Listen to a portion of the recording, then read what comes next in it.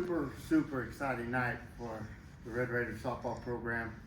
You know, you start working in August, and that's your dream, is you get a, you know, be in the NCAA tournament first of all, and then you really want to be a host if you can, and then just as you go through the season, you know, you have so many opportunities. Every day you're looking at the RPI, and you're looking at the rankings, and you're looking at the situation, and to see it really come to true here in our first year, it's just overwhelming to get a host a regional, and exciting.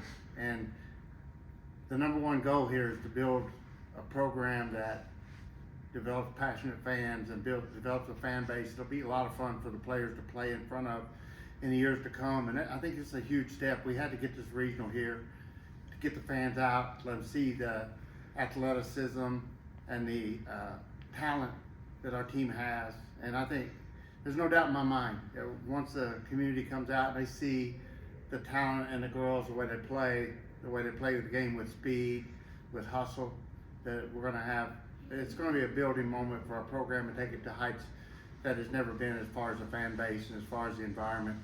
So super excited for me to get that done. I thought it was a critical piece. And then as far as our team, I think they're just playing so great. The girls have worked really hard since the fall, and they've improved in so many ways, up and down the lineup, in the bullpen. Everybody's peaking. We're healthy. You know, I think we're just going into this regional absolutely cooking, and we're hitting on all cylinders, as my dad would say. But just really pumped. I mean, I just want to go home and start looking at film and get in my office, look at film, and start thinking about playing, because it can't get here fast enough Friday at 5:30. And we'll do questions for Lana and Lauren and let them go. Well, I think the obvious one is, what is kind of your reaction of playing your former team and welcoming them here this weekend? Well, obviously I have lots of love and respect for that program, Coach Tar, and just everybody that's there still. I mean, I started out there and I grew a lot as a person, a player there, and just super great amount of respect for that program and that staff. Just super excited to get to see some of my old teammates that are still there and get to compete. And this one's kind of for both of you. Just from the start of when you both kind of came here to where this team is now, what has been the biggest aspect of getting to this point? I think the biggest thing is growing. We continue to grow. We never were satisfied with where we were, even when we were in a good spot. We continue to strive to do better, and I think we're starting to peak at the right time. I think the biggest thing is, like, building on what Lauren said. Coach Tara always talks about getting 1% better each day, and I think we've done that, like, since we got here in August, like, all throughout off season and over Christmas break, even when we went home, coming back in January, just trying to get 1% better, because we all came here with the goal to compete for a national championship and win one. And I think that's the thing that I'm most proud of, is how we've gotten better each day. On that note, in Oklahoma City, a word that came up a lot with y'all, or the players we got to speak with, was trust. Do you feel like that is what is really allowing y'all to peak right now, as y'all finally kind of built that on-field trust?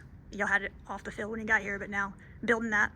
I do think so. I think the team chemistry is remarkable, and I think that has a lot to do with the trust that we have for each other.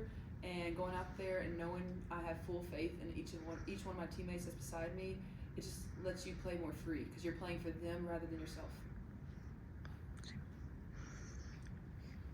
It's hard to top the conference tournament and to be able to shut teams out and things like that, but I saw that there were a few surprises by being a 12 seed. So you think there's a little more left to prove out of this team? Well, you know, I always looked at the RPI, the live rankings, every night to see, like, where we move after game days. So seeing how we jumped so far, it was a nice surprise, because we were kind of predicting a little bit lower in different matchups. So just seeing where we were, it was like, oh, all the hard work's paying off. I feel like I'm a little bit different. I'm not a person who, like, really looks at, like, the RPI and all the rankings and stuff. I just try to go out there and compete each day the same way I would if I'm ranked 50 or if I'm ranked 1. Just try to go out there and compete my hardest each day. Good for them. You guys played Mississippi State way back at the beginning of the year and going to extra innings with a potential rematch. What would be important there, and what do you remember from that game? Yeah. I think that game is like that was the second game of the year. You know, we went 0-0 till the 8th inning. And I think both teams are totally different now. I think both teams have improved and grown dramatically since then.